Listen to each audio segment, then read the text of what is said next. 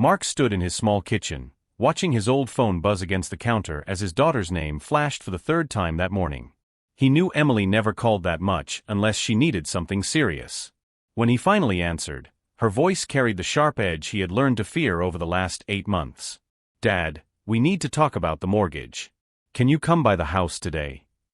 He looked around his modest La Jolla apartment, its second-hand furniture and old coffee maker standing like quiet reminders of his simple life. With a tired sigh, he whispered, "Sure, sweetheart. What time works best for you?" Emily said 2 o'clock and hung up before he could respond, leaving only the long cold dial tone humming in his ear. Mark arrived at their house 5 minutes early, just like he had taught her when she was young.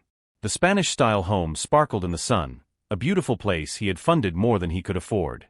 Her husband, Ryan, opened the door without a smile. "Mark, come in," he said flatly, refusing to call him Dad. Mark followed him past the marble floor, the expensive kitchen, the furniture that cost more than Mark's yearly groceries. Emily sat stiffly on the leather sofa, her smile thin, practiced, and far colder than he remembered. "We need help with some last-minute expenses," Ryan began, crossing his legs as if preparing for a business negotiation.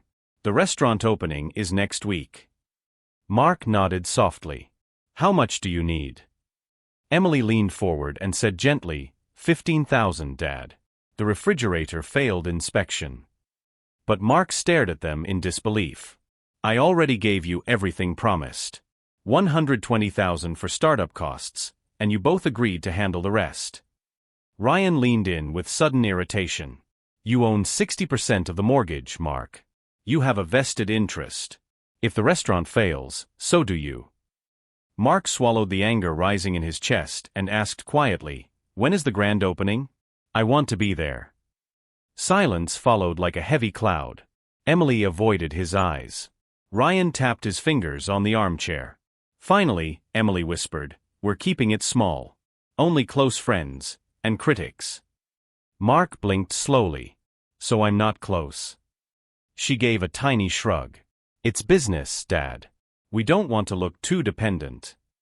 His heart cracked in the quiet living room, surrounded by things he had paid for, with people who now treated him like a stranger. He forced a smile. "Of course. I understand." He drove home in his old Honda, watching the traffic blur while memories stabbed him one by one. Emily at 7 crying over a math test. Emily at 16 clinging to him after her mother died. Emily at 25 begging him for help after her first business collapsed.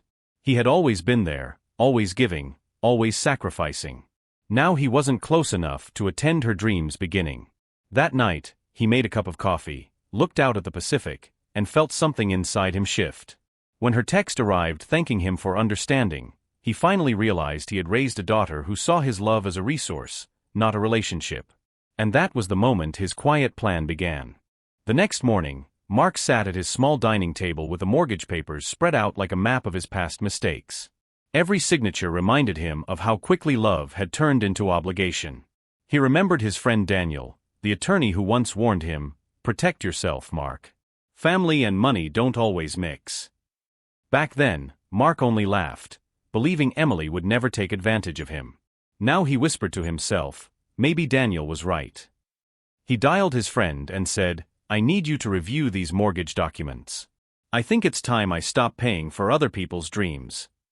Daniel met Mark in his downtown office, flipping through the papers with a calm, experienced eye. "You're fully within your rights," he said finally. "This clause lets you suspend payments if circumstances change." Mark traced the line with trembling fingers. "And what happens if I simply stop paying?" Daniel leaned back and answered plainly, "The bank will send warnings, then penalties, then they'll panic. But since you own 60%, they can't make major moves without you." Mark nodded slowly, the cold clarity settling inside him like steel. "So they'll be trapped," he whispered. Daniel replied softly, "Only as trapped as they trapped you." Mark drove home along the coast, letting the ocean wind cool the anger swirling in his chest. When Emily called again, her voice was cheerful, unaware of what he had learned. "Dad, I'm giving you the address for the opening. You know, in case you want to drive by and see it from outside." Mark clenched the steering wheel. "Drive by." She giggled lightly. "It's exclusive, Dad. We want to look young and independent." He answered quietly, "Of course." But as he hung up the phone, a sharp truth cut through him. She wanted his money, not his presence. And that was the moment he decided she would feel what being excluded truly meant. He drove past the restaurant that night, watching the bright lights spill from the windows like a party he had paid for but wasn't welcome inside. Emily moved through the room in a black dress, greeting people with the proud smile she used to show him. Ryan stood near the bar telling guests, "We built this from nothing," and Mark felt each word hit him like a stone. Through the open door, he heard laughter, clinking glasses, and life moving forward without him. He whispered to the night air, "Nothing? You built this with my retirement." Then he turned away, letting the darkness swallow his disappointment. Back home, Mark canceled the automatic mortgage payment with a single phone call. The confirmation code echoed through his silent apartment like a drumbeat announcing war. He poured himself a small cup of coffee and stared at the window's reflection, an older man finally choosing himself after years of being used. "They'll call," he muttered. "And this time, they'll learn what no feels like." For the first time in months, he slept soundly. He didn't dream of the restaurant, the debt, or the betrayal. He dreamed of waves hitting the shore, steady, powerful, unbothered. Just like he was about to become. The first missed payment notice arrived exactly 15 days later. Mark sat at his kitchen counter sipping quiet morning coffee when the email appeared. Pacific Coast Bank politely reminded him the payment was overdue, and a late fee had been added. He forwarded it to Daniel, who replied instantly, "Let them sweat." Mark silenced his phone, stepped outside, and took a long walk by the shoreline. The waves roared softly beside him, steady and calm, while he whispered, they wanted independence. Now they'll feel the weight of it. When he returned home, he saw 8 missed calls from Ryan and 1 short message from Emily, "Dad, what's going on?" 2 more days passed before Mark finally answered the phone. Ryan's voice came through sharp and frantic. "Mark, the bank sent a notice. Did you forget to pay the mortgage?" Mark set down the dish towel slowly. "No. I didn't forget." A long silence followed. "Then why didn't you pay it?" Ryan demanded. Mark replied gently, "I'm reassessing how I spend my retirement. Things change." Ryan's composure cracked. "This isn't the time for your lessons. You're ruining our credit." Mark smiled softly. "Consider it a moment of reflection, Ryan. You two chose distance. I'm simply respecting it." That evening, Emily called with a trembling voice. "Dad. Ryan said you stopped paying." Mark breathed deeply. "I'm giving you both space to manage the house the way you wanted to manage the restaurant, on your own." Emily sniffed. "We're struggling, Dad. Really struggling." He closed his eyes, remembering all the years he fixed every problem before she even asked. "Struggle teaches what comfort hides," he said quietly. She whispered, "But we can't lose the house." Mark's voice softened, but he held the line. "Then you'll need to learn to stand on your own 2 feet, sweetheart." The second notice arrived at 30 days, this time colder, more official. At the grocery store, Mark bumped into the couple arguing over cheap pasta and vegetables. He stayed hidden at the end of the aisle as he listened to Emily say, "We lost $11,000 last month, Ryan." And Ryan retorting, "Your father caused this mess." Emily snapped back, "No, our choices did." Mark stepped into view slowly, and they froze. "Hello," he said gently. Ryan scowled. Emily looked ashamed. Mark glanced into their cart. "You're learning what budgeting feels like." Ryan barked, "We don't need your judgment." Mark replied, "No. But you do need reality." When Mark walked past them toward the exit, his heart trembled between sorrow and satisfaction. He had never wanted to see his daughter break, but he could no longer sacrifice himself to protect her from life. Outside, he leaned against his old Honda and whispered, "Please learn from this, before life teaches you the hard way." That night, Daniel called with updates. Their credit score dropped sharply. Every lender is reviewing their accounts. Mark nodded slowly, "Then the storm has begun." He poured himself tea, watched the sunset, and accepted that growth often rises only from discomfort. 2 days later, Mark received the call he had been expecting. A soft, professional voice said, "Mr. Raymond? This is Linda from Pacific Coast Bank. Your mortgage account is now 60 days overdue." Mark replied calmly, "Yes, I'm aware."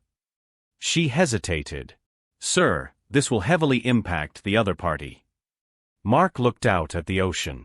Sometimes consequences teach more than comfort ever could. Linda paused again, then said quietly, "I understand." After hanging up, Mark whispered, "The waves crash, but they also cleanse." His resolve was firm, but his heart carried the weight of every decision he made. The very next morning, Emily and Ryan appeared at his apartment unannounced. Mark opened the door to see Emily's blotched eyes and Ryan's exhausted face. "Dad, please," Emily whispered. "We're drowning." Ryan stepped forward. "You need to fix this." Mark stayed at the doorway. "No, Ryan. I don't fix your choices anymore." Ryan snapped, "You're punishing us." Mark shook his head slowly. "No. I'm allowing you to face what you created." Emily reached out, tears falling. "Dad, please don't let us lose everything." Mark replied gently, "Sometimes losing is the only way to learn." After they left, Mark sat in silence for a long time. His apartment felt painfully small compared to their extravagant home, yet he finally understood the peace that lived within its walls. He didn't owe anyone explanations for choosing himself. He whispered to the quiet room, "I am not a machine. I am a man." That afternoon, Daniel called again with a warning. "Mark, they're desperate. Desperate people make reckless decisions." Mark nodded slowly. "I know. But I also know this is the turning point." He stood by the window watching the horizon fade into gold. Now life will decide what they learn next. Every storm has a climax, and there's arrived with a loud knock at Mark's door the following week. He opened it to find Ryan alone, pale, shaking, with a folder in his trembling hands. We're getting foreclosure papers," he whispered. "The restaurant is failing. Suppliers pulled out. Staff quit.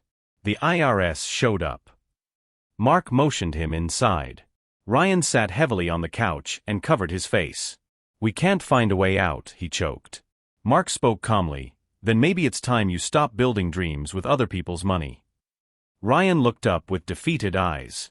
"We need help." Mark studied him for a long moment, then said, "Help requires honesty. Are you finally ready for that?" Ryan nodded weakly. "Yes," he whispered. "Everything is falling apart." Mark exhaled slowly. "Good. Because truth can only grow in broken soil." He leaned back and said, "Bring Emily tomorrow. Both of you. No lies. No excuses." Ryan swallowed hard. "Will you save us?" Mark shook his head. "I won't save you. But I may show you a path if you're willing to walk it yourselves." And as Ryan left the apartment, Mark knew the story was now moving toward its turning point, and toward its ending. The next afternoon, Emily and Ryan arrived together, walking into Mark's apartment like people carrying invisible weights on their backs. Emily sat first, her hands shaking, while Ryan lowered himself beside her with a kind of quiet defeat Mark had never seen before. "We came to tell the truth," Emily said in a small voice. "All of it." Mark nodded. "Then start." Ryan cleared his throat and whispered, "The restaurant is weeks away from shutting down. We owe everyone. Suppliers, staff, even the tax office." Emily added, "We're scared, Dad. And we don't know how to fix any of it anymore." Mark listened without interrupting, letting their words wash over him like tidal waves crashing against a shore. Ryan looked down at his hands and admitted, "I've made terrible decisions, Mark. I pushed Emily into things we couldn't afford. I tried to look successful instead of learning how to be responsible." Emily wiped fresh tears. "We left you out because we thought having you there made us look weak." Mark leaned forward slowly. "No, Emily. You left me out because you forgot where your foundation truly came from." She lowered her head and whispered, "You're right. And I'm sorry." Mark stood and walked toward the window, letting the warm light spill across his face as he gathered his thoughts. "I won't rescue you," he said gently, "but I will show you the path out of this." They both looked up, their eyes filled with a fragile hope. Mark continued, "First, you must accept the restaurant is finished. No more pouring money into fire. Second, you must accept responsibility for the debts you owe, every single one." Ryan nodded slowly. We will. We have to. Emily whispered, Dad, do you think we can ever recover from this? Mark answered softly, yes. But only if you're willing to rebuild from truth. The next week tested them harder than any year before it. Emily contacted the restaurant's landlord, choking on her words as she requested termination. Ryan met suppliers one by one, apologizing and arranging small repayment plans that made him swallow his pride like medicine. Mark watched from a distance, proud but cautious. He offered guidance when asked but never solutions. When Emily broke down one evening, saying, Dad, it hurts so much to let my dream go, Mark gently replied, sometimes dreams must die so better versions can grow. She nodded through tears, finally understanding the lesson she had resisted for years. Within 10 days, the restaurant closed, its windows dark, the vibrant sign removed, leaving only a shadow where hope once hung. Mark stood across the street with Emily and Ryan as they watched movers carry out equipment to be sold. Emily held her chest and whispered, It feels like watching a piece of myself disappear. Mark placed a hand on her shoulder. What disappears makes room for what's real. Ryan looked at Mark with honest eyes. We want to do better. We want to earn back your trust. Mark nodded slowly, knowing sincerity when he heard it. Then walk forward with humility. In the days that followed, Emily and Ryan began searching for smaller, affordable apartments, letting go of the luxurious lifestyle they could never truly afford. Emily showed Mark photos of places in Normal Heights, saying, This one is small, but it feels peaceful. Ryan added, We don't need marble floors to be a family. Mark smiled softly. Now you're starting to speak sense. They packed their belongings together, selling the expensive furniture and keeping only what mattered. Emily whispered during one late packing night, Dad, I don't know how we became so blind. Mark answered, Blindness comes from pride. But sight returns through humility. The foreclosure clock continued ticking, but the tone of their conversations shifted. Emily called Mark daily, not for money, but for advice, asking questions like, How do I stay patient? Or how do we rebuild from nothing? Ryan apologized often, sometimes awkwardly, sometimes tearfully, yet always sincerely. One afternoon, as the three of them sat together reviewing documents, Emily whispered, Dad, thank you for not abandoning us. Mark looked at her gently. I never abandoned you. I stepped aside so you could see the cliff before falling off it. Emily nodded slowly, finally grasping the depth behind his silence. Then came the moment Mark had been waiting for, self-awareness blooming. Emily and Ryan sat across from him with envelopes in their hands. Emily said softly, We wrote letters, like you asked. Ryan placed his envelope next to hers. We needed to face what we'd done. Mark picked them up, feeling the weight of their humility in the paper. He didn't open them yet. He simply said, This is the beginning of change. Emily leaned forward with hopeful eyes. Will you help us now? Mark nodded once. Yes. Because now you see me not as a bank, but as your father. Early the next morning, Mark walked into Pacific Coast Bank with clear purpose. At the counter, he spoke calmly, I'd like to bring our account current. The clerk pulled the file with a surprised expression. Sir, this account is near foreclosure. Mark nodded. I know. Let's fix that today. He paid the arrears, covered the penalties, and arranged 3 months of future payments. As he signed the final document, he whispered, This is the last time. Leaving the bank, he felt something new settle inside him, not anger, not bitterness, just quiet resolution. He had given them help, but not without transformation. That evening, he invited Emily and Ryan to dinner at a small Italian place in Little Italy. They arrived looking nervous and uncertain, unsure of whether he would be distant or forgiving. When the plates arrived, Mark lifted his glass and said, This is a new beginning. Not just for you both, but for us as a family. Emily's eyes filled with grateful tears. Ryan looked down and whispered, We'll never forget what you did. Not again. Mark smiled softly. Then remember this, family is not about money. It is about truth, respect, and showing up, even when you don't need something. And for the first time in a long time, they all ate in peace. Over the next few weeks, Sunday dinners became their quiet sanctuary. Emily cooked simple meals, and Ryan helped set the table with a sincerity Mark had never seen before. One evening, as they shared roasted chicken and vegetables, Emily said softly, "Dad, I feel like I'm breathing again." Mark smiled gently. "Because you finally put down the weight you were never meant to carry alone."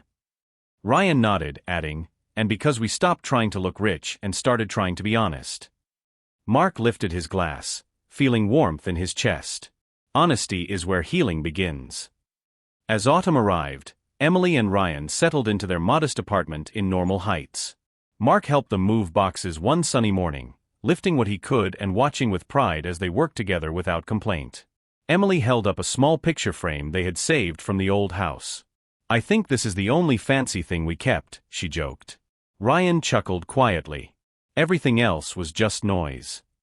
Mark stepped back, studying the tiny apartment. "It's simple," he said with a nod. "But simplicity has freedom." Emily touched his arm gently. "Dad, thank you for leading us back to ourselves."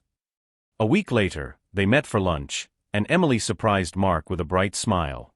"Dad, I enrolled in an online course for small business management," she announced proudly.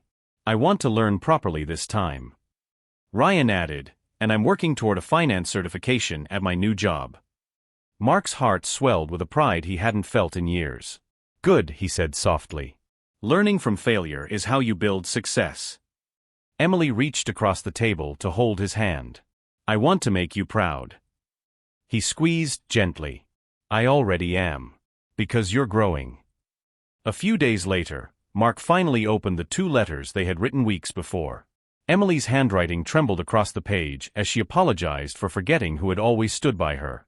Ryan's letter was blunt, honest, and humble, admitting every mistake he'd made, every lie he'd told, every step where pride overshadowed gratitude. Mark folded both letters slowly, feeling tears fill his eyes. They were imperfect, handwritten, raw, and honest. Exactly what he needed. He whispered into the quiet room, "Then maybe this family still has hope." And for the first time, he fully believed it. Later that week, Emily invited Mark to their apartment for dinner. When he arrived, he saw a small table, 2 candles, and a simple meal cooked with love, not pressure. "Dad," she said gently, "we wanted to show you something." Ryan handed Mark an envelope. Inside was a small savings plan they had started. "We're putting $200 aside every month," Ryan explained. "It's for your mortgage help. It may take years, but we want to repay every cent." Mark looked at them with tender eyes. "Keep your money. Invest in your future. That will repay me more than dollars ever could." After dinner, they sat together on the small balcony, overlooking rows of simple apartments glowing in the evening light. Emily leaned back and sighed. "Dad, I didn't realize how noisy life had become. All the pressure. All the pretending." Ryan nodded. "Being broke made us honest." Mark laughed quietly. "Hardship removes the mask success forces you to wear." Emily rested her head on his shoulder. "I just want peace now." Mark smiled. "Peace comes when you choose it." And in that quiet moment, the 3 of them breathed in the night air like people who had finally learned how to live. One Sunday, as they met for dinner again, Emily arrived carrying a homemade cake. "Celebration," she announced proudly. Ryan added, "We sold the restaurant equipment. After paying everyone, we kept $15,000. It's not much, but it's clean." Mark nodded approvingly. "Clean money builds clean futures." Emily smiled. "We're starting fresh." They talked about new routines, new values, and new boundaries, things their old life had never allowed. Mark watched them closely, noticing how differently they carried themselves. They were lighter, humbler, and finally connected to truth. He whispered, "This is what healing looks like." As the months passed, Ryan grew into his new position at the financial firm, grateful for the chance to start at the bottom and work his way up honestly. Emily studied harder than Mark had ever seen, calling him excitedly whenever she passed a test.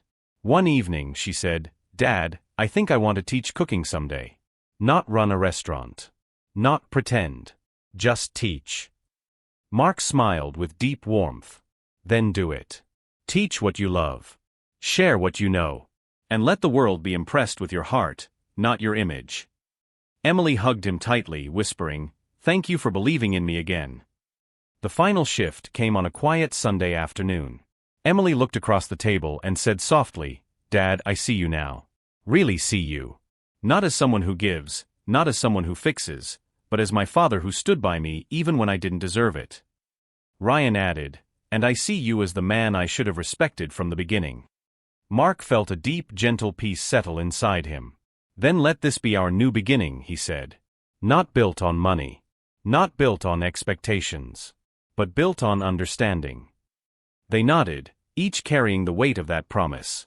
Later that night, Mark stood on his balcony, watching the ocean waves rise and fall in their timeless rhythm. The wind carried the soft scent of evening, reminding him of every lesson life had forced him to learn. He whispered, "Growth hurts, but it heals." His phone buzzed, a message from Emily, "We love you, Dad. And we won't forget this second chance." Mark smiled gently. Not the smile of a man who won, but of a man who finally found peace. For the first time in years, he felt light, steady, whole. He whispered to the waves, "Then we've all grown." And the ocean, calm and endless, seemed to agree.